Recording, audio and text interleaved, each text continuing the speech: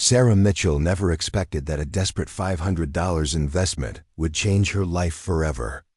A single mother of 2 young children, she purchased an abandoned Cold War missile silo that no one else wanted, not knowing that deep within its concrete walls lay a secret chamber containing $275 million in gold bullion.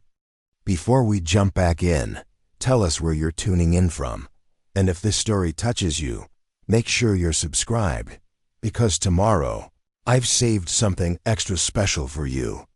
Sarah's journey began in the small town of Riverdale, where life had dealt her a series of crushing blows. After losing her husband Michael to a sudden heart attack 3 years earlier, she found herself struggling to make ends meet while raising their 2 children, Emma, age 8, and Jake, age 10. The medical bills from Michael's brief hospitalization had drained their savings, and the insurance payout barely covered the funeral expenses. Sarah had been working 2 jobs days as an administrative assistant at the local community college and evenings waitressing at Donovan's diner, but it still wasn't enough to keep up with the mounting bills. The breaking point came when her landlord announced he was selling the modest 3-bedroom house she'd been renting for the past 5 years. With property values in Riverdale skyrocketing due to an influx of tech workers from the nearby city, Sarah knew she wouldn't be able to afford anything comparable in the area. The thought of uprooting her children from their school and friends devastated her, but options were running dangerously low. "Mom, are we going to be homeless?"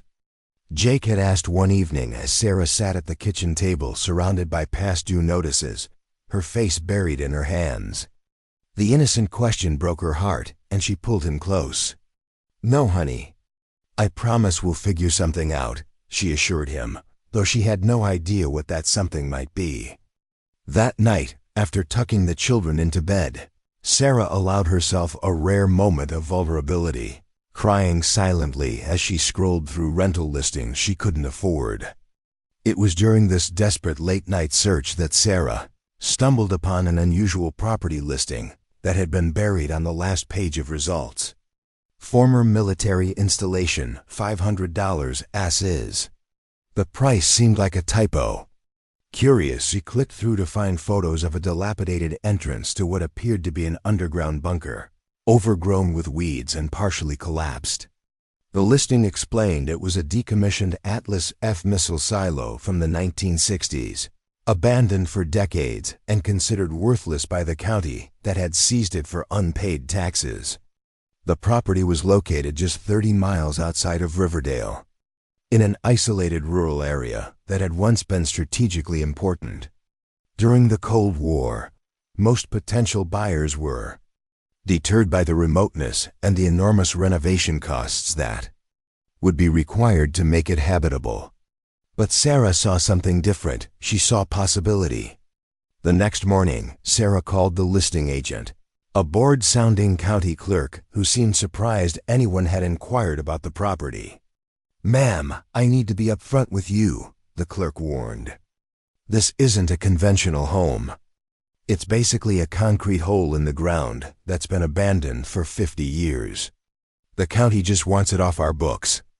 "I understand," Sarah replied. "But is it structurally sound?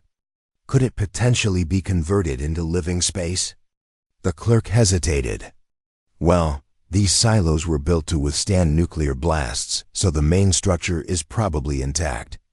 But there's no utilities, likely water damage, and who knows what kind of environmental hazards. You'd be taking a massive risk." Sarah bit her lip, considering her limited options. "I'd like to see it," she said finally. That afternoon, Sarah arranged for her neighbor to watch Emma and Jake while she drove the 30 miles to view the property. The journey took her down progressively smaller roads until she turned onto a barely visible dirt path that wound through dense forest. After nearly missing the entrance twice, she finally spotted a rusted chain-link fence with faded U.S. government property, nitrogen monoxide trespassing signs hanging askew. The county agent, a middle-aged man named Dennis, was waiting for her in a mud-splattered pickup truck. He looked at Sarah's sensible sedan with skepticism. "You sure you're in the right place, ma'am?" he asked as she stepped out of her car. "I'm here about the missile silo," Sarah confirmed, trying to project confidence she didn't feel. Dennis shrugged. "Your funeral." He unlocked the gate and led her down an overgrown path. "Watch your step. This place hasn't been maintained in decades." What Sarah saw initially was underwhelming, a concrete structure mostly reclaimed by nature, with a heavy steel door that had been pried open years ago by scavengers. Dennis switched on a powerful flashlight and gestured for her to follow him inside. "The county did a basic safety inspection last year," he explained as they descended a rusty metal staircase. "No radiation or chemical hazards detected, but there's plenty of mold, asbestos in the original materials, and probably some critters that have made themselves at home." Preparing and narrating this story took us a lot of time, so if you are enjoying it, subscribe to our channel, it means a lot to us. Now back to the story. The air grew cooler as they descended, and Sarah pulled her jacket tighter around herself. The beam of Dennis's flashlight revealed glimpses of an industrial space, concrete walls, exposed pipes, and remnants of Cold War-era technology long since stripped of anything valuable by looters. Yet as they reached the main level about 60 feet underground, Sarah was surprised by the vastness of the space. The circular launch control center was approximately 40 feet in diameter, with smaller rooms branching off in various directions. This was where they would have monitored and controlled the missile, Dennis explained, sweeping his flashlight across a room where control panels once stood. "The actual missile silo is through that tunnel, but it's flooded and unsafe to enter. This control center area is the only part that might be salvageable." Sarah walked slowly around the space, her footsteps echoing. Despite the deterioration, she could see that the basic structure remained incredibly solid walls, 2 feet thick of reinforced concrete, designed to survive a nuclear apocalypse. Her mind began calculating possibilities. The circular main room alone could become a unique living space, and the smaller adjoining rooms could be converted into bedrooms for her and the children. "How much land comes with it?" she asked, her voice echoing slightly in the cavernous space. 20 acres, Dennis replied, though it's mostly overgrown forest now. The government kept a buffer zone around these facilities for security reasons. 20 acres. Sarah had grown up in a small apartment in the city. The idea of owning 20 acres of land seemed unfathomable. "And the price is really just $500? She asked, still finding it hard to believe. Dennis nodded. "County's desperate to unload it. It's been on the books for years, costing more in administrative fees than it's worth. You'd be doing them a favor taking it off their hands." He paused, studying her expression. "But listen, I feel obligated to tell you that making this place habitable would cost a fortune. We're talking new electrical, plumbing, ventilation, not to mention the asbestos removal and structural repairs." Sarah nodded, but her mind was already racing ahead. Her father had been a contractor, and she'd spent summers helping him with renovation projects. She had skills that most people in her situation didn't. And more importantly, she had determination born of desperation. "I'd like to think about it," she said carefully. Dennis handed her a packet of information. "All the details are in here, including the environmental inspection reports. Take your time, but if you're seriously interested, don't wait too long. Despite the condition, at this price, someone might snatch it up." That night, after putting the children to bed, Sarah spread the paperwork across her kitchen table and began calculating.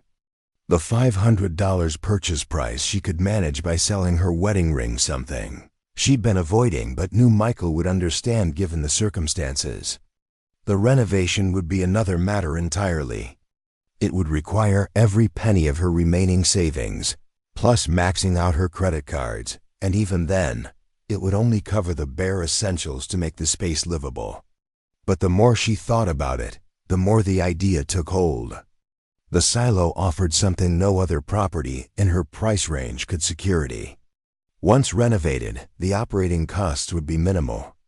The thick concrete walls would provide natural insulation, keeping heating and cooling costs low. The remote location meant no property taxes to speak of. And 20 acres would give them room to grow their own food, maybe even raise some chickens or goats eventually. It was a crazy plan. Possibly the craziest thing she'd ever considered. But as Sarah stared at the eviction notice on her table, she realized crazy might be her only option.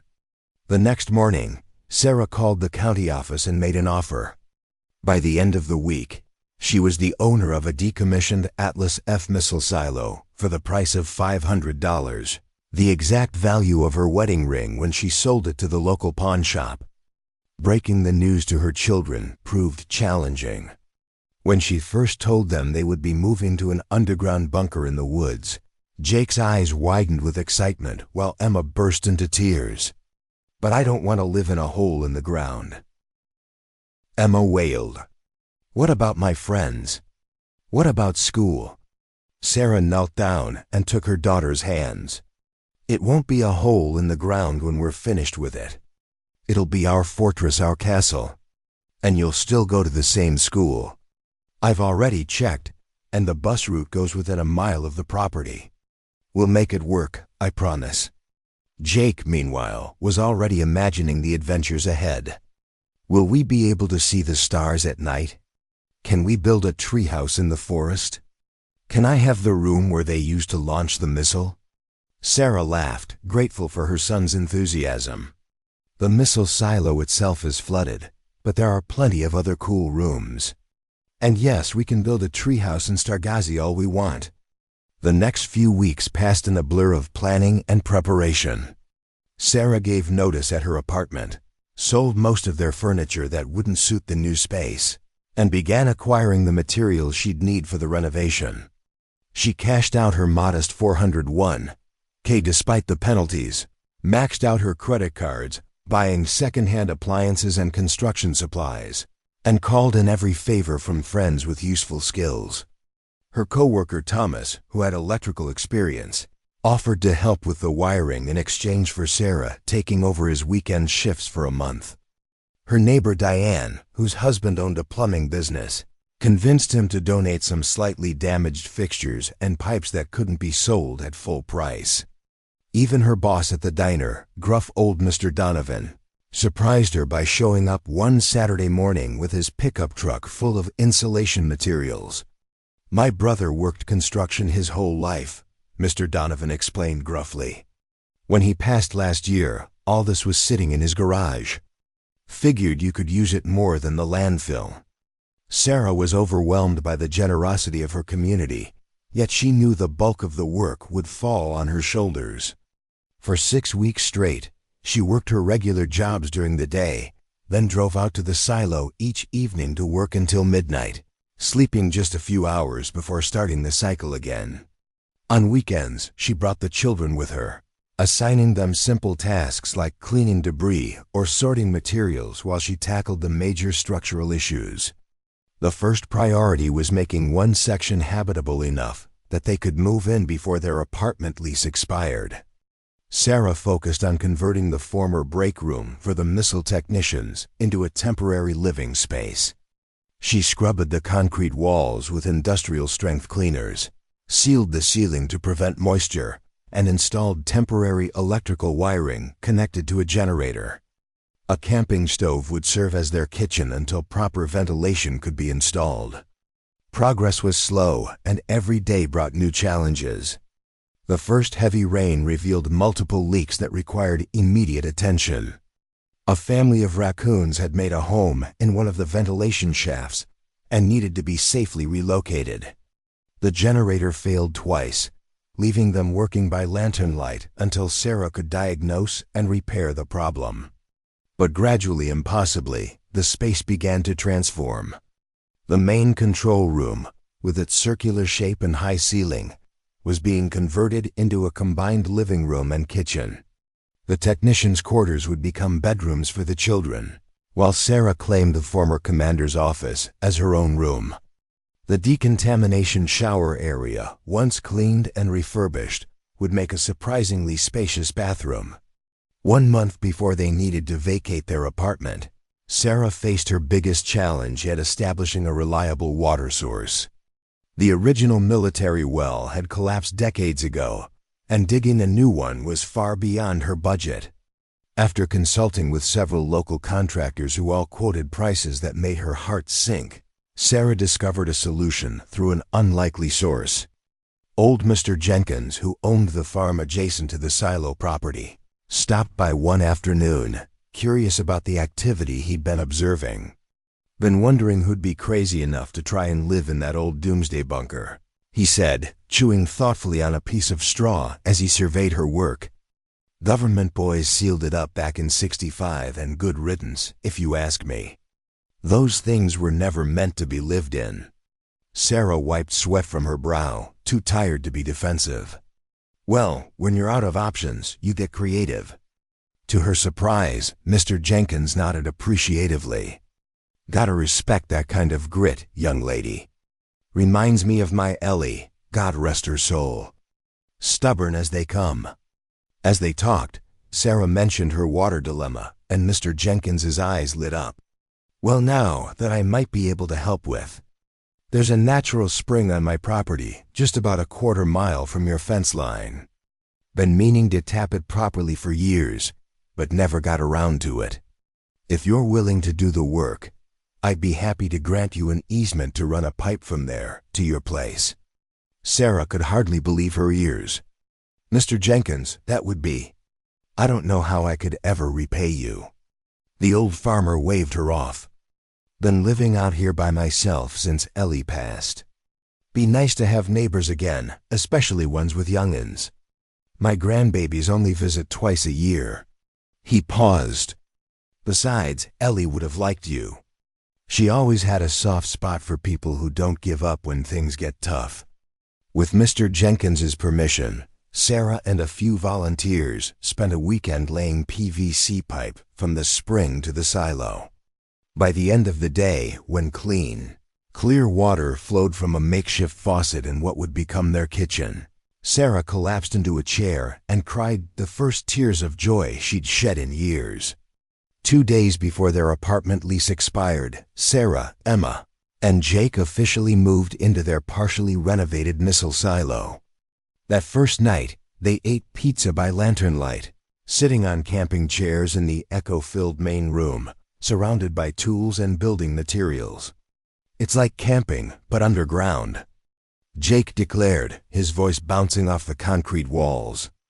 Emma, who had been skeptical throughout the process, looked around with grudging approval. "It's actually kind of cool. Like a secret hideout." Sarah smiled, exhaustion etched in the lines of her face, but pride shining in her eyes. "It's going to get even better, I promise. This is just the beginning." That night, as the children slept on air mattresses in their future bedrooms, Sarah sat alone in the main control room, the lantern casting long shadows across the walls.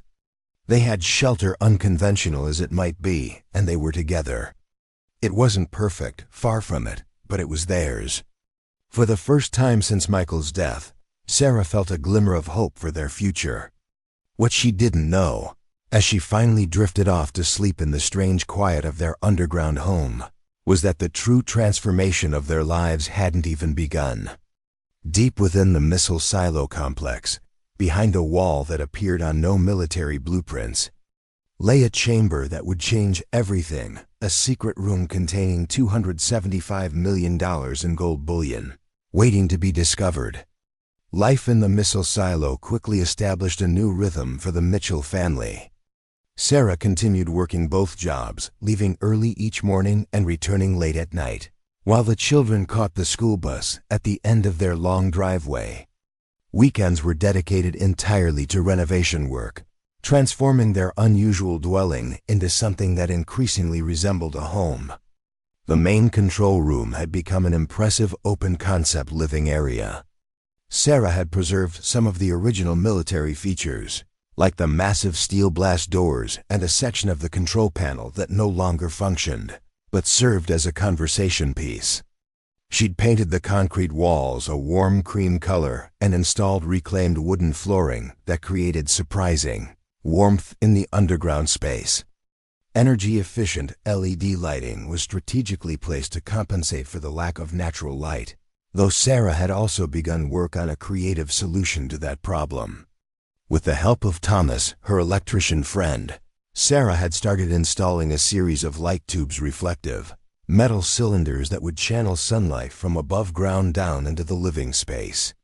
The first one she completed in the main living area created a spotlight of natural sunshine that the children loved to sit in, feeling the warmth on their faces as though they were above ground. "Mom, can we put one in my room next?" Jake asked one Saturday morning as he watched her work on sealing the tube against potential water leakage. "Absolutely," Sarah replied, wiping sweat from her brow. "I'm thinking we can do one for each bedroom and maybe a larger one for the kitchen area." Emma, who had initially been the most resistant to their underground home, was gradually coming around. She'd taken charge of decorating her bedroom, covering the concrete walls with colorful tapestries and glow-in-the-dark stars on the ceiling. "Chloe from school wants to come for a sleepover," she announced during dinner one evening. "I told her we live in a secret underground bunker, and she thinks it's the coolest thing ever." Sarah smiled, relief washing over her. She'd been worried about the social implications for her children, afraid they might be ostracized for their unusual living situation. Instead, it seemed to have given them a certain mystique among their peers. As the weeks passed, Sarah tackled each renovation challenge with determination. She installed a proper kitchen with second-hand appliances, constructed partitions to create more private spaces, and continued improving their water and electrical systems. Each small victory felt enormous in the face of what had seemed like an impossible task just months earlier. One unexpected benefit of their new home was its efficiency. The thick concrete walls provided natural insulation, keeping the temperature stable year-round. Their utility costs were a fraction of what they'd paid in their apartment, and with Mr. Jenkins's spring providing clean water, their water bill was non-existent. Sarah had also begun utilizing their 20 acres of land, clearing a small area for a vegetable garden and building a modest chicken coop. Fresh eggs and homegrown vegetables further reduced their grocery bills, and Sarah found unexpected joy in teaching her children about self-sufficiency. "This is how you know when the tomatoes are perfectly ripe," she explained to Jake one afternoon as they harvested their first crop. "Your grandpa taught me that. He could grow anything, even in the tiniest city backyard." "Do you think Grandpa would have liked our bunker house?" Jake asked, carefully placing a ripe tomato in his basket. Sarah smiled, thinking of her practical father. "He would have thought I was crazy at first, just like everyone else. But once he saw what we've accomplished, he would have been proud, especially of how much you and Emma have helped." Despite the progress, they were still living in what was essentially a construction zone. Each night, Sarah fell into bed exhausted, her muscles aching from the day's labor. But for the first time in years, her sleep was peaceful, unburdened by the crushing anxiety that had been her constant companion since Michael's death. 3 months after moving in, Sarah decided it was time to tackle the flooded missile silo section. Although she had no intention of trying to drain the entire massive space, a project that would require industrial pumps and expertise she didn't possess, she wanted to at least inspect the connecting tunnel to ensure it was properly sealed and posed no risk to their living area. Early one Saturday morning, while the children were still sleeping, Sarah gathered her tools and a powerful flashlight and made her way to the heavy steel door that separated the control center from the tunnel leading to the missile silo. She'd avoided this area during their initial renovation, focusing instead on making the main living spaces habitable. The door was rusted shut, requiring considerable effort with a crowbar to pry it open. When it finally gave way with a groaning creak, Sarah was hit with the musty smell of stagnant air that hadn't circulated in decades.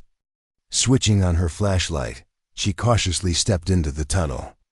The passageway was approximately 8 feet wide and curved gently to the right, disappearing into darkness beyond the reach of her light. The concrete walls were discolored with water stains and patches of mold, but the structure itself appeared surprisingly intact. Sarah moved slowly, testing the floor with each step to ensure it would support her weight. About 30 feet in, she encountered exactly what she'd expected: water. The tunnel floor sloped downward here, and dark water blocked further progress. Sarah shone her flashlight across the surface, estimating that the flooded section began at this point and likely filled the entire missile silo beyond. As she turned to head back, the beam of her flashlight caught something unexpected: a small metal door set into the left wall of the tunnel, almost invisible against the stained concrete. It wasn't marked on any of the facility blueprints she'd studied before purchasing the property. Curious, Sarah approached the door. Unlike the main blast doors, this was a more standard size, perhaps 4 feet high and 3 feet wide, with a simple handle rather than the elaborate locking mechanisms found elsewhere in the facility. The door was partially obscured by years of mineral deposits from water that had obviously flowed over it during previous flooding events, which might explain why looters had missed it. Sarah hesitated, remembering all the warnings about unexplored areas potentially containing hazardous materials or structural dangers. But her curiosity won out. Gripping the handle, she pulled. Initially, nothing happened, the door seemingly sealed by decades of disuse. She braced her foot against the wall and pulled harder, and suddenly the door gave way with a sound of breaking mineral deposits. The small room beyond was dry and, surprisingly, free of the mold and water damage that affected the tunnel. Sarah's flashlight revealed a space approximately 10 feet square with a concrete floor and walls. But what caught her attention immediately was the large metal safe against the far wall, a massive, old-fashioned bank vault with a heavy dial combination lock. Sarah's breath caught in her throat. This wasn't standard military equipment. This wasn't part of the missile silo's original design. This was something else entirely. Moving closer, she examined the safe. It bore no military markings or government insignia, only the manufacturer's name, Hamilton Safe Co., Cincinnati, Ohio, and a serial number.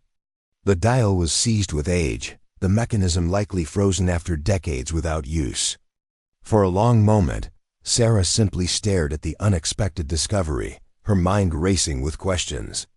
Why was a bank safe hidden in a secret room within a military installation? What could possibly be inside? And most importantly, who did it belong to? She took several photos with her phone, then carefully backed out of the room, pulling the small door closed behind her. This wasn't something she could handle impulsively. She needed to think, to research, perhaps even to seek advice. Back in the main living area, Sarah sat at their kitchen table, scrolling through the photos on her phone while sipping coffee. The children were now awake, enjoying their Saturday morning cartoons on the small television she'd set up in the living room. "Mom, can we have pancakes?" Emma called, not looking away from the screen. "In a little bit, honey," Sarah replied distractedly, her mind still underground with the mysterious safe. Her first instinct was to contact Dennis, the county agent who had helped her purchase the property. But something held her back. If the safe contained anything valuable, reporting it officially might open a legal can of worms that could potentially result in her losing access to whatever was inside. On the other hand, if she attempted to open it herself without reporting it, she could be breaking the law. After the children had been fed and were occupied with their weekend activities, Sarah retreated to her bedroom with her laptop. She began researching the history of the Atlas F missile silo, looking for any clues about unofficial modifications or uses of the facility. Most of the information she found was technical, detailing the construction and operation of the missile system itself.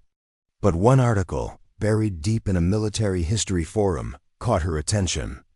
It mentioned that during the Cold War, certain missile facilities had been rumored to serve dual purposes, as both military installations and as secure storage locations for government assets that needed to be protected in the event of a nuclear attack. Another forum post referenced Operation Safekeep, allegedly a classified program in the 1960s, to distribute gold reserves from Fort Knox to various hardened facilities across the country. Insurance against a direct strike on the main depository during the nuclear exchange with the Soviet Union.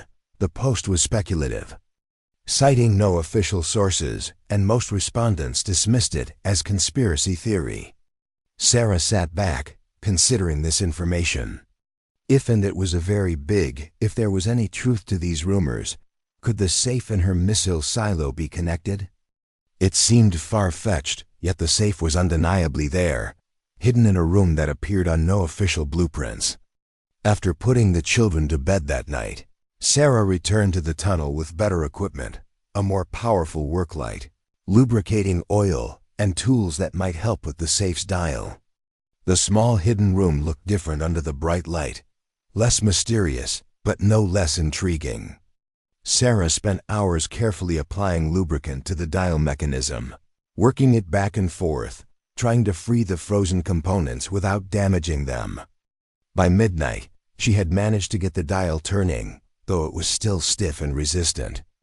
But without the combination, this progress was meaningless. For the next week, Sarah found herself distracted during work, her mind constantly returning to the safe. During her lunch breaks, she researched safe-cracking techniques, learning about the methods professional locksmiths used when combinations were lost. Most required specialized equipment she didn't have access to, like drilling tools or electronic stethoscopes for hearing the subtle clicks of the locking mechanism. In a moment of desperation, she even tried calling Hamilton Safeco, hoping they might have records of the safe's original combination. The customer service representative politely explained that for security reasons, they never maintained records of combinations, and that a safe this old would have been sold through a distributor anyway, making it impossible to track. Sarah was on the verge of giving up, considering whether to simply seal the room back up and focus on the countless other renovation tasks that still needed her attention. But during her shift at the diner, an unexpected conversation changed everything. Mr. Donovan, the diner's owner, was chatting with one of the regular customers, an elderly man named Walter who came in every Thursday for the meatloaf special. Their conversation drifted to Walter's former career. 42 years as a locksmith, Walter was saying proudly. Retired in '98, but still keep my hand in occasionally when my son needs help with a tricky job. Sarah, who was refilling their coffee cups, couldn't help but interject. You were a locksmith, Walter? Did you ever work with old safes? Walter's eyes lit up at the question. Old safes were my specialty, young lady. In my day, before all these electronic gadgets took over, safecracking was an art form. All about patience and a good ear. Gathering her courage, Sarah asked, I don't suppose you'd be willing to take a look at an old safe I found. It's probably empty, but I'm curious. Walter studied her with interest. What kind of safe are we talking about? A Hamilton bank vault, probably from the 1960s. Combination dial is pretty stiff, but I've got it turning now. Walter set down his coffee cup. Hamilton made good safes. Built to last. He paused. I'm retired, mind you. Don't have my professional license anymore. I understand, Sarah said, trying to hide her disappointment. I was just hoping for some advice. Mr. Donovan, who had been listening to the exchange, chimed in. Sarah here bought that old missile silo outside town. Been fixing it up for her kids. If anyone deserves a bit of luck, it's her. Walter raised his eyebrows. The Atlas F silo? Heard someone bought that place. That was you? When Sarah nodded, he gave a low whistle. Got to admire your grit, young lady. He seemed to consider something, then nodded decisively. Tell you what, I can't officially crack a safe for you, but I might be able to give you some educational information about how such things are done. Purely academic, of course. Relief flooded through Sarah. I would be incredibly grateful, Walter. They arranged for Walter to visit the silo that Saturday. When he arrived, driven by his son since he no longer drove himself, Walter came prepared with a small bag of tools and a surprising amount of energy for a man in his 80s. Now this, he declared as Sarah led him into the hidden room, is something you don't see every day. Walter spent nearly an hour examining the safe, his gnarled fingers gently testing the dial, his ear pressed against the metal at times. He asked Sarah for a stethoscope, which fortunately she had in a first aid kit, and used it to listen to the internal mechanisms as he slowly turned the dial. Hamilton Model 480, he muttered. 3-wheel combination system. Built like a tank. He looked up at Sarah. You understand I'm just demonstrating technique here. Professional courtesy would require me to verify ownership before actually opening a safe. Sarah nodded, understanding the ethical line Walter was carefully navigating. Theoretically, Walter continued, a safe like this would typically have a factory default combination that was supposed to be changed once installed. But in my experience, about half the time, people never bothered to change it. He reached into his pocket and pulled out a small notebook. I kept records of factory defaults. Not officially, mind you, just for my own reference. He flipped through the yellowed pages until he found what he was looking for. Hamilton 480 series. Usually shipped with the 5/10 of October 25. He looked up. Might have been changed, of course. But worth a try. Walter demonstrated the proper technique, explaining each step as he went. Turn right 4 times to clear the wheels, stop at 25, reverse, pass 10 once, stop on 10 the second time. Right again to 15. He executed these movements with practiced precision, then grasped the handle and pulled. Nothing happened. Worth a shot, Walter shrugged. Now, if I were professionally attempting to open this safe, which I'm not, I would use a manipulation technique to find the combination by feeling for contact points in the wheel pack. For the next 2 hours, Walter patiently demonstrated this technique, explaining the theory behind it while his fingers worked the dial with remarkable sensitivity. Sarah watched, fascinated, as the elderly locksmith essentially performed a master class in safecracking. Finally, after countless attempts and adjustments, there was an audible click. Walter's eyebrows shot up. Well, now, that's interesting. He grasped the handle again and pulled. This time, the heavy door began to swing open. Walter stepped back. This is where my demonstration ends, young lady. Whatever's in there is your business. I was just showing you how it might be done, theoretically speaking. Sarah thanked him profusely, offering payment which he firmly refused. Been years since I had such an interesting puzzle, he said, his eyes twinkling. Worth it for that alone. As his son helped him back up the tunnel, Walter called over his shoulder, Hope you find something good in there. After they left, Sarah stood alone before the now open safe, her heart pounding. The interior was dark, and she hesitated before shining her flashlight inside, suddenly afraid of what she might find or not find. Taking a deep breath, she directed the beam into the safe's depths. What the light revealed took her breath away. The beam of Sarah's flashlight illuminated stacks of gleaming gold bars, arranged in neat rows that filled the safe from floor to ceiling. Each bar bore a stamped serial number and the distinctive mark of the U.S. Treasury. Time seemed to stop as Sarah tried to process what she was seeing. The gold reflected her flashlight beam, casting an otherworldly glow throughout the small hidden room. This can't be real, she whispered to herself, reaching out a trembling hand to touch one of the bars. The metal was cool and solid beneath her fingers, unexpectedly heavy when she tried to lift it. This wasn't movie prop gold or some elaborate hoax. These were genuine gold bullion bars, each likely worth hundreds of thousands of dollars. Sarah carefully counted the stacks. 10 bars across, 10 deep, and stacked 700 gold bars in total. If each weighed the standard kilogram of a treasury gold bar, and gold was trading around $60,000 per kilogram, the total value would be— Sarah's mind reeled as she calculated— over $275 million. It was an incomprehensible amount of money. Her first coherent thought was surprisingly practical. She needed to secure the room immediately. With shaking hands, she closed the safe door, listening for the click of the locking mechanism re-engaging. She then pulled the small entrance door shut and wedged it closed with a piece of broken concrete from the tunnel floor. It wasn't proper security, but it would have to do for now. Back in the main living area, Sarah collapsed into a chair at the kitchen table, her mind racing with questions. Where had this gold come from? Why was it hidden in an abandoned missile silo?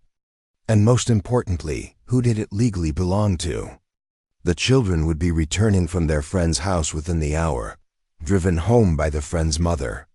Sarah needed to compose herself before they arrived.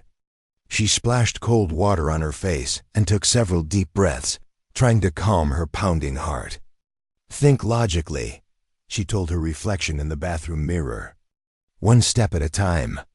The first step was clear research. She needed to understand the legal implications before making any decisions or telling anyone about her discovery. Taking out her laptop, Sarah began searching for information about found treasure, abandoned property laws, and government gold reserves. What she discovered was complex and often contradictory. In some cases, finders of abandoned property could claim legal ownership. In others, especially involving government property, the original owner retained rights regardless of how much time had passed. Gold specifically from the U.S. Treasury presented another layer of complexity, as some argued it ultimately belonged to the American people. Sarah was still deep in research when she heard the sound of a car pulling up outside, followed by the excited voices of Emma and Jake returning home. She quickly closed her laptop and composed herself. "Mom, Tyler has a new PlayStation." Jake burst through the door, full of energy. "His dad got it for his birthday, and we played racing games all day." "That sounds wonderful, honey," Sarah replied, trying to sound normal despite the life-altering secret she now carried. "And Mrs. Peterson said our house is the coolest thing ever," Emma added, dropping her backpack on the counter. "She wants to see inside sometime. I told her you're still working on it, but maybe when it's done." Sarah nodded, grateful for the mundane conversation that anchored her to reality. "Of course when it's done. Did you both thank Mrs. Peterson for having you over?" As the evening progressed, Sarah went through the motions of their normal routine, preparing dinner, helping with homework, overseeing baths and bedtime. But her mind kept returning to the gold hidden behind layers of concrete and steel just yards away from where they slept. After tucking the children in, Sarah sat alone in the dimly lit main room, facing the most difficult decision of her life. The gold could solve every financial problem. They had not just solved them, but transformed their lives entirely. No more working 2 jobs, no more scraping by paycheck to paycheck, no more lying awake at night wondering how to afford Emma's braces or Jake's asthma medication. But claiming it came with enormous risks. If it was government property, taking even a single bar could be considered a federal crime. If it had been stolen and hidden here by someone else decades ago, there could be other claimants with legal rights to it. And even if she could establish some legal claim, the IRS would certainly want their share, and the publicity could bring dangers she couldn't even imagine. Sarah thought of Michael and what he would advise in this situation. Her late husband had been unfailingly ethical, sometimes to a fault. "Do the right thing, even when no one is looking," he used to tell the children. "Especially when no one is looking." With a deep breath, Sarah made her decision. She would seek legal advice, discreetly to understand her options before taking any action. She couldn't risk her children's security or teach them that taking what didn't clearly belong to them was acceptable, no matter how much they needed it. The next morning, Sarah called in sick to both jobs for the first time since Michael's death. After getting the children off to school, she drove to the neighboring city where she wouldn't be recognized and walked into the offices of Harrington and Walsh, a law firm she had researched the night before that specialized in property law. The receptionist looked up as Sarah entered. "Do you have an appointment?" "No, I'm sorry," Sarah replied. "But I was hoping to speak with someone about a property matter. It's somewhat urgent." The receptionist checked a schedule on her computer. "Mr. Walsh has an unexpected opening at 11:30 if you can wait about an hour." His previous appointment canceled. Sarah nodded gratefully and took a seat in the waiting area, her hands clasped tightly in her lap to stop them from shaking. At precisely 11:30, she was shown into the office of James Walsh, a distinguished-looking man in his 50s with salt and pepper hair and kind eyes behind wire-rimmed glasses. "How can I help you today, Miss?" He began. "Mitchell." "Sarah Mitchell," she supplied, taking the offered seat across from his desk. "Thank you for seeing me without an appointment. I have a somewhat unusual legal question." Mr. Walsh smiled encouragingly. "I've been practicing law for 30 years, Ms. Mitchell. I've heard just about every unusual legal question there is."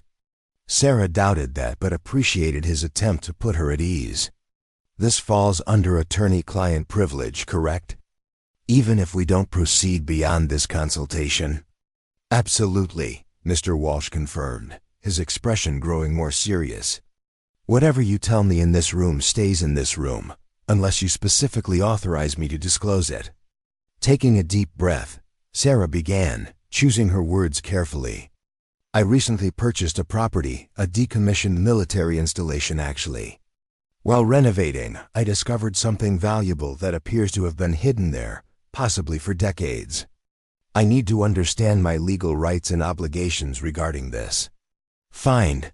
Mr. Walsh's eyebrows raised slightly, but his professional demeanor remained intact. "I see. And the nature of this valuable item?" Sarah hesitated. "I'd rather not specify exactly what it is at this stage. But it potentially has significant monetary value and may have government connections." "Understood," Mr. Walsh nodded, reaching for a legal pad. "Let me ask you some questions to clarify the situation." He proceeded to inquire about the specifics of her property purchase, the documentation she had received, and the exact circumstances of her discovery. Sarah answered truthfully but avoided mentioning the gold specifically or the exact location of the missile silo. When she finished, Mr. Walsh sat back in his chair, tapping his pen thoughtfully against the legal pad. "Ms. Mitchell, without knowing the exact nature of what you found, I can only speak in generalities. But there are several legal principles that might apply here." He leaned forward. "First, there's the concept of treasure trove law, which in some cases allows the finder of abandoned property to claim ownership. However, that's typically superseded when the property in question has clear ownership markings or can be traced to a specific owner." Sarah's heart sank. The gold bars were clearly marked with U.S. Treasury stamps. "Then there's abandoned property law," Mr. Walsh continued. "Generally speaking, property is only legally considered abandoned when the original owner has voluntarily relinquished all rights with no intention of reclaiming it. Government property, especially, is rarely considered truly abandoned in legal sense." "What about the statute of limitations?" Sarah asked. "This property has been decommissioned for decades. Statutes of limitations typically apply to legal actions, not to property ownership itself," Mr. Walsh explained gently. "The government doesn't lose ownership of something simply because time has passed." Sarah nodded, trying to hide her disappointment. "So hypothetically speaking, if someone found government property that had been misplaced decades ago, they would have no legal claim to it. That's generally correct, Mr. Walsh confirmed. They would have a legal obligation to report it to the appropriate authorities. He paused, studying her face. That said, there are sometimes rewards for returning valuable lost property, and occasionally, the government might not want certain discoveries made public for various reasons. Without knowing the specific item you found, I can't advise you on the likelihood of either outcome. Sarah absorbed this information silently, weighing her options.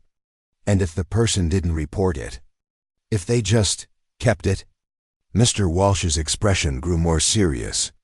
Then they could potentially face charges of theft of government property, which, depending on the value involved, could carry significant penalties including substantial jail time. The word jail hit Sarah like a physical blow. The idea of being separated from her children, of leaving them alone in the world as she had been left alone with them after Michael's death, was unbearable. I understand, she said quietly. Thank you for your time and advice, Mr. Walsh. As she stood to leave, Mr. Walsh regarded her thoughtfully. Ms. Mitchell, may I offer one more piece of advice? Not as your lawyer, but as someone who's seen many people face difficult choices. Sarah nodded. Integrity is worth more than money, he said simply. Whatever you found, whatever you decide to do, remember that your peace of mind and self-respect have value that can't be calculated in dollars. The words echoed Michael so closely that Sarah felt a chill. She thanked Mr. Walsh again, paid for the consultation, and left with a heavier heart than when she'd arrived. On the drive home, Sarah wrestled with her conscience. The legal situation seemed clear, the gold wasn't hers to keep. But the temptation to take just one bar, maybe two enough to secure her children's future education, to fix up their home properly, to finally get ahead, was overwhelming. 1 bar out of 700, a voice in her head reasoned. The government probably doesn't even know it's there. They certainly haven't missed it in all these decades. But another voice, sounding remarkably like Michael's, countered, and what would you tell the children? That it's okay to take something that isn't yours if you really need it? That laws don't apply if no one's watching? By the time Sarah arrived home, she had made her decision. She would report her discovery, but carefully, strategically, to maximize the chances of a positive outcome. That evening, after the children were in bed, Sarah began drafting a letter. She addressed it to the Department of the Treasury, explaining in careful terms that she had purchased a decommissioned Atlas F missile silo and discovered what appeared to be government gold bullion in a hidden safe within the facility. She did not specify the exact location or quantity, only that she was reporting it as legally required and wished to discuss the matter with the appropriate officials. Before sealing the envelope, Sarah took a deep breath and added a final paragraph. I am a widowed mother of 2 young children. I purchased this property with my last dollars as an act of desperation when we were facing homelessness. I have invested everything I have in making it a safe home for my family.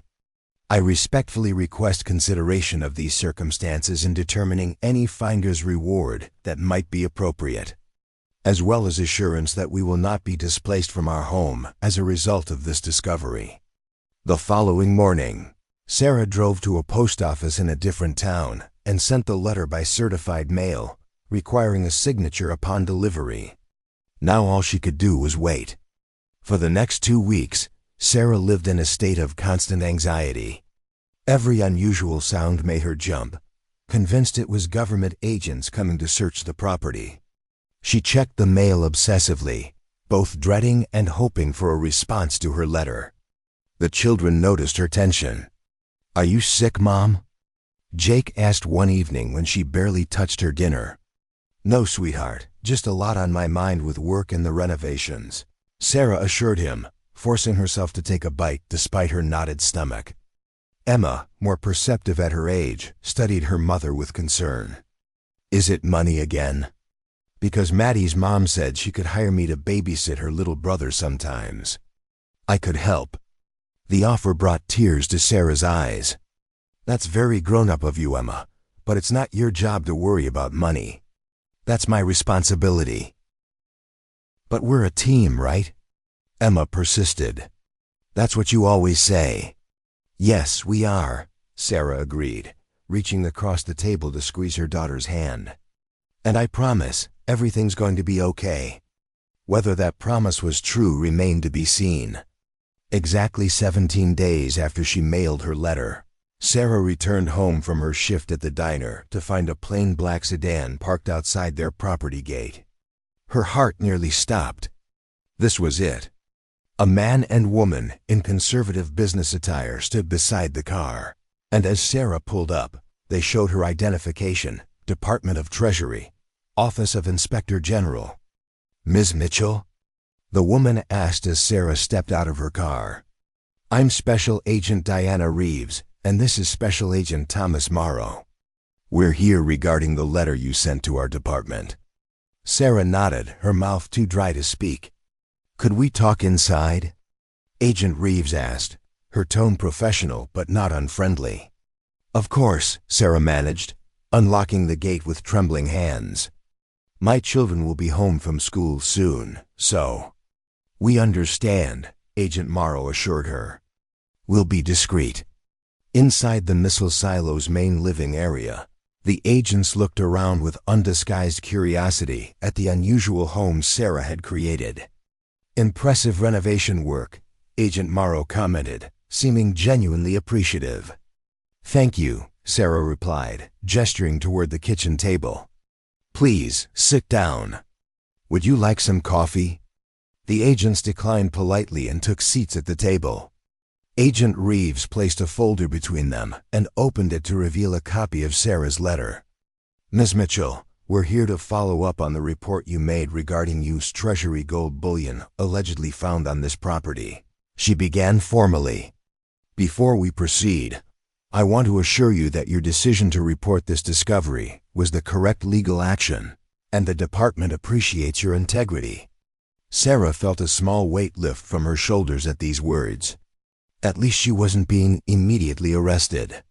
We'll need you to show us exactly what you found and where, Agent Morrow continued. But first, we'd like to understand a bit more about how you came to purchase this property and make this discovery. For the next hour, Sarah explained everything: her financial struggles after Michael's death, the desperate purchase of the missile silo, the renovation work, and finally, the discovery of the hidden room and safe. The agents listened attentively, occasionally asking clarifying questions, but never interrupting her narrative flow. When she finished, Agent Reeves nodded thoughtfully. Thank you for being so forthcoming, Ms. Mitchell. Now, if you don't mind, we'd like to see the gold. Sarah led them through the facility to the tunnel entrance, explaining about the flooding beyond and pointing out the small hidden door she'd discovered. The agents exchanged glances as they followed her into the hidden room where the safe stood. The combination is the 15th of October 25, Sarah told them. At least that's what worked when it was opened before. Agent Morrow stepped forward and skillfully worked the dial. When the safe door swung open, revealing the stacks of gleaming gold bars, even the professional federal agents couldn't conceal their astonishment. My God, Agent Reeves breathed, stepping closer to examine the bullion. She pulled out a small electronic device and scanned one of the bars, checking the reading against a database on her phone. These are authentic.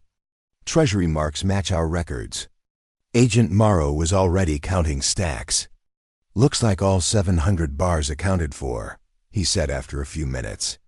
The entire Operation Safekeep allocation for this facility. Operation Safekeep? Sarah asked, remembering the forum post she'd read. The agents exchanged another look, seeming to have a silent conversation about how much to reveal. During the height of the Cold War, Agent Reeves finally explained. The Treasury Department implemented a classified program to distribute portions of the national gold. Reserves to secure locations across the country insurance. Against a nuclear strike on Fort Knox, this facility was one of those locations. When the Atlas F program was decommissioned in 1965, Agent Morrow continued. The gold was supposed to be returned to treasury vaults. Most of it was. But according to our records, there was a discrepancy in the accounting. 700 bars allocated to this facility were never checked back in, but no one could locate them during decommissioning inspections. So they were just forgotten? Sarah asked incredulously. Not forgotten, Agent Reeves corrected. There have been investigations over the years, but the original personnel involved had died or couldn't recall details, and the paper trail went cold. Eventually, it was classified as a cold case, still open but inactive. Until your letter arrived, Agent Morrow added. You've solved a 60-year-old mystery, Miss Mitchell. Sarah absorbed this information, trying to process the implications. What happens now? Now, Agent Reeves said, we secure the gold and arrange for its transport back to Treasury custody. As for you, she paused, glancing at her partner. As for you, Agent Morrow took over. There's the matter of a finder's reward to discuss. Hope blossomed in Sarah's chest at the agent's words. A finder's reward? Agent Reeves nodded. Treasury Department policy allows for rewards in cases like this. The standard rate is 5% of the value recovered. She paused, letting the implications sink in. Based on current gold prices, that would amount to approximately $13.75 million. The number hit Sarah like a physical force. She gripped the edge of the safe to steady herself. 13 million, she whispered, unable to process the magnitude. And 75,000, Agent Morrow added with a small smile. Before taxes, of course. Sarah's mind raced through calculations. Even after taxes, it would be more money than she could have imagined possessing in a dozen lifetimes. Enough to secure her children's futures, to finish renovating their home properly, to finally live without the constant shadow of financial worry hanging over them. There is, however, a complication, Agent Reeves continued, her expression growing more serious. This discovery is connected to a classified Cold War program. There would be significant governmental interest in keeping the details out of the public eye. What does that mean exactly? Sarah asked, suddenly wary. It means, Agent Morrow explained, that while you would receive the full reward, you would need to sign non-disclosure agreements. You couldn't share the true source of your sudden wealth, not with the media, not with friends or extended family, not even with your children until they're adults. Sarah considered this.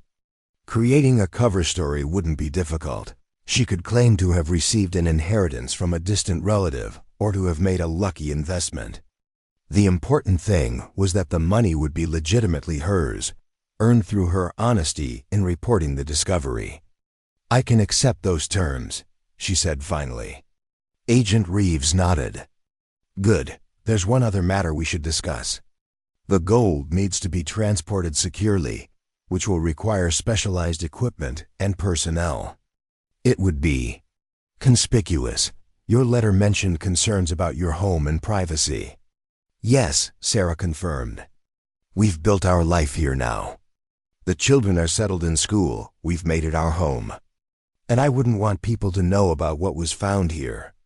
The agents exchanged another meaningful glance. We may have a solution, Agent Morrow said. Since the operation needs to remain classified anyway, we could arrange the removal during a time when you and your children are away from the property. Perhaps a funded vacation? By the time you return, all evidence of the operation would be gone, and your daily life could continue undisturbed. Sarah felt a wave of relief wash over her. That would be perfect. Excellent, Agent Reeves said, closing her folder.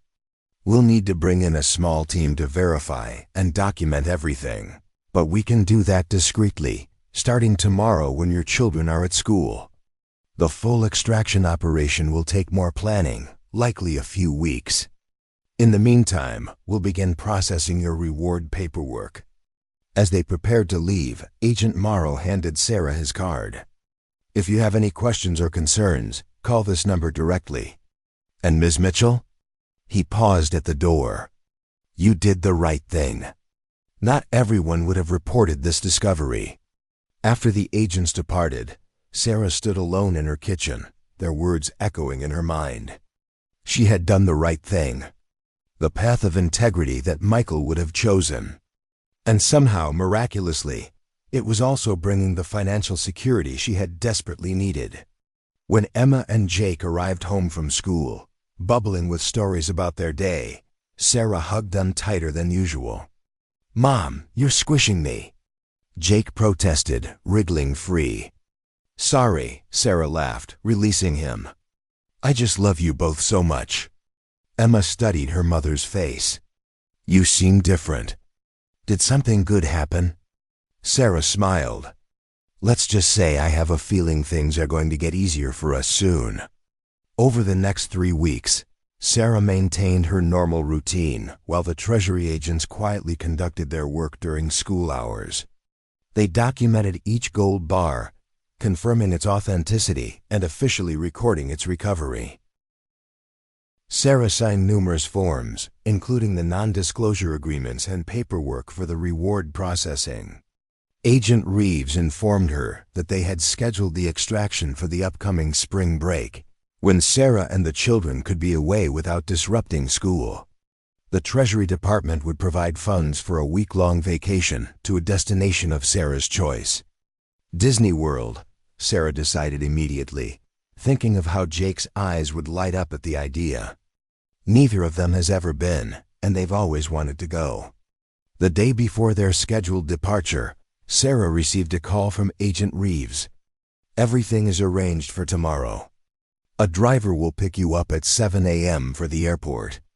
Your reward payment has been processed and will be deposited in installments to avoid triggering any banking surveillance systems. The first deposit of $2 million should arrive in your account by the time you return from vacation." Sarah thanked her, still finding it surreal that within days, she would be a multimillionaire. That evening, as she helped the children pack for their surprise trip, she had told them only that they were going on vacation, not where. Sarah reflected on the extraordinary turn their lives had taken. 6 months ago, they had been facing homelessness. Now they had a unique home that was truly theirs, and financial security beyond anything she could have imagined. But more importantly, Sarah realized they had each other. The gold had not created their family's bond that had been forged through the hardships they had weathered together. Through the late nights of renovation work where Jake had learned to use tools alongside her. Through Emma's initial resistance transforming into creative solutions for making their underground home beautiful. The money would make their lives easier, undoubtedly. It would open doors that had previously been firmly closed. But the foundation of resilience, determination, and love that they had built together, that was the true treasure they had uncovered in this journey. The Disney World vacation was everything Sarah had hoped it would be, and more. Jake's face when they arrived at the Magic Kingdom entrance was a picture of pure joy she would treasure forever. Emma, despite trying to maintain her preteen coolness, couldn't hide her excitement as they explored the parks. For 7 magical days, they were just a normal family enjoying a wonderful vacation, without a hint of the extraordinary circumstances that had made it possible. When they returned to the missile silo, there was no sign that hundreds of gold bars had been removed from the hidden room. As promised, the Treasury Department had conducted their operation with perfect discretion. The first thing Sarah did after unpacking was to check her bank account.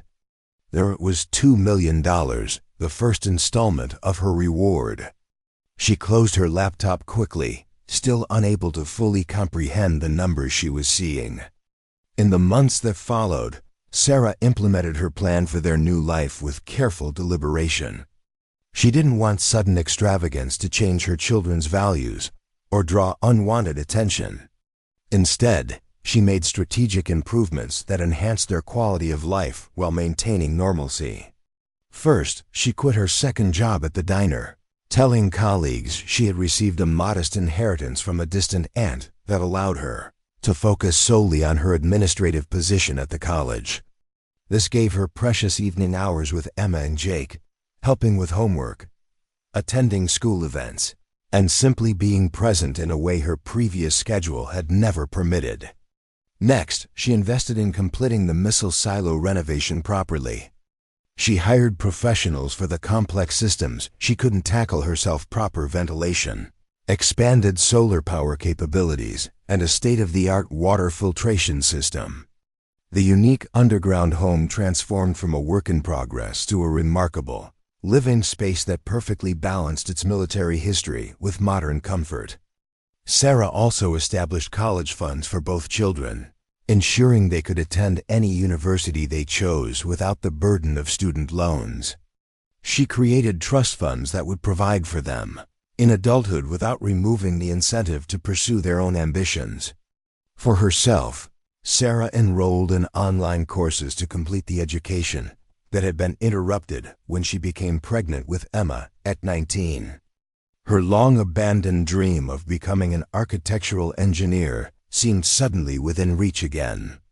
As their financial situation stabilized, Sarah found ways to give back to the community that had supported them during their hardest times. She anonymously funded improvements to the local school's science lab, established a scholarship at the community college where she worked, and created an emergency fund for families facing medical crises, like the one that had devastated her family after Michael's death.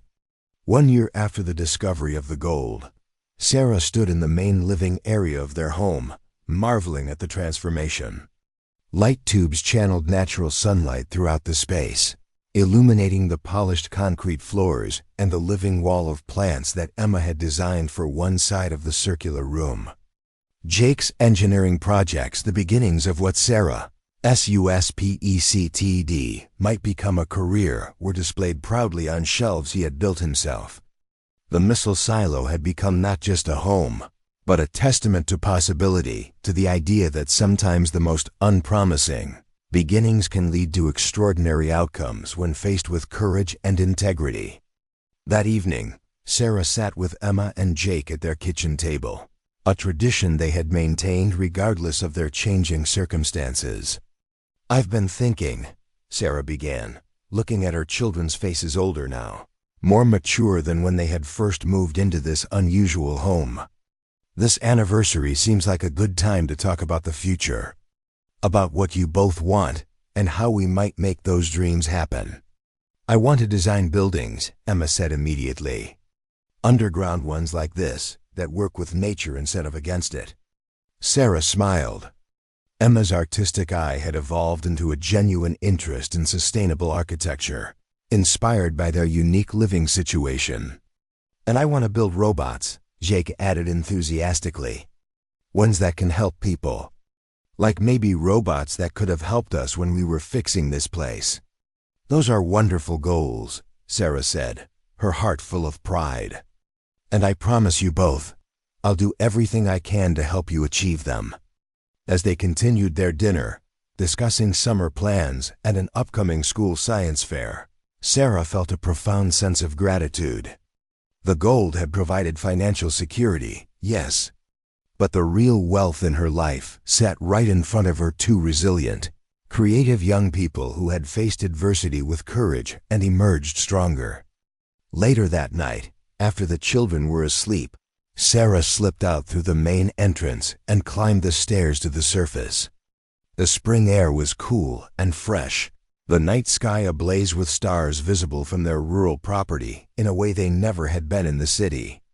She thought of Michael, wishing he could see what she and the children had built together, the life they had carved out of desperation and transformed through perseverance.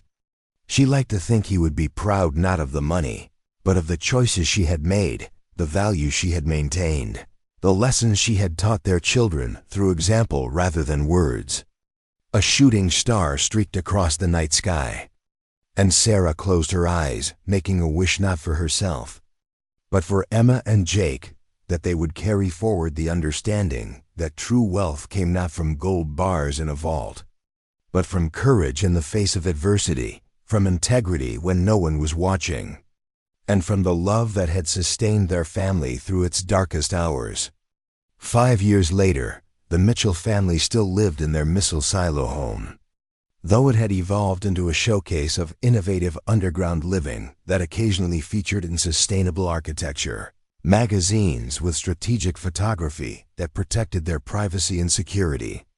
Sarah had completed her engineering degree and now ran a consulting firm specializing in repurposing unusual structures into living spaces, inspired by her own experience.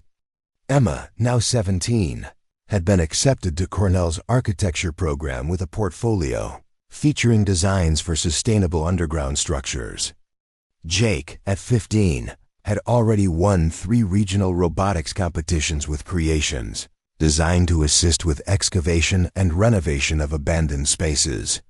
The reward money from the gold discovery, all $13.75 million, had been carefully managed, providing security without extravagance, opportunity without entitlement. Sarah had kept her promise never to reveal the true source of their changed circumstances, but she had preserved the story in journals for her children to read when they reached adulthood.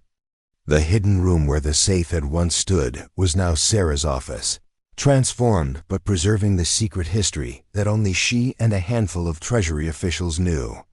Sometimes, working late into the night, she would remember the moment when she first shone her flashlight into that safe. The split second when everything changed, not because of what she found, but because of the choice she made afterward. In that moment of decision, standing before unfathomable wealth, Sarah had chosen the harder path, the path of integrity. And that choice had led not just to financial reward, but to something far more valuable: the knowledge that she had honored Michael's memory, taught her children by example, and created a legacy of principle that would outlast any fortune. The missile silo that no one had wanted, purchased in desperation for $500, had given Sarah and her children more than just shelter. It had given them a foundation, not of concrete and steel, but of resilience, ingenuity, and integrity, upon which they had built not just a home, but a life rich with purpose and possibility.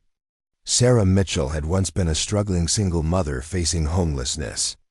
Now she was a successful engineer, a respected community member, and most importantly, the mother of 2 extraordinary young people who carried forward the values she had instilled through both word and deed. The gold had provided security, but it was Sarah's courage in taking that initial desperate chance on an abandoned missile silo, and her integrity when faced with temptation, that had truly transformed their lives. In the end, the greatest discovery in that abandoned Cold War relic hadn't been the $275 million in gold bullion. It had been the discovery of strength Sarah didn't know she possessed, of possibilities she couldn't have imagined, and of the truth that sometimes the most unpromising beginnings can lead to the most extraordinary journeys. Up next, you've got 2 more standout stories right on your screen. If this one hit the mark, you won't want to pass these up. Just click and check them out. And don't forget to subscribe and turn on the notification bell so you don't miss any upload from us.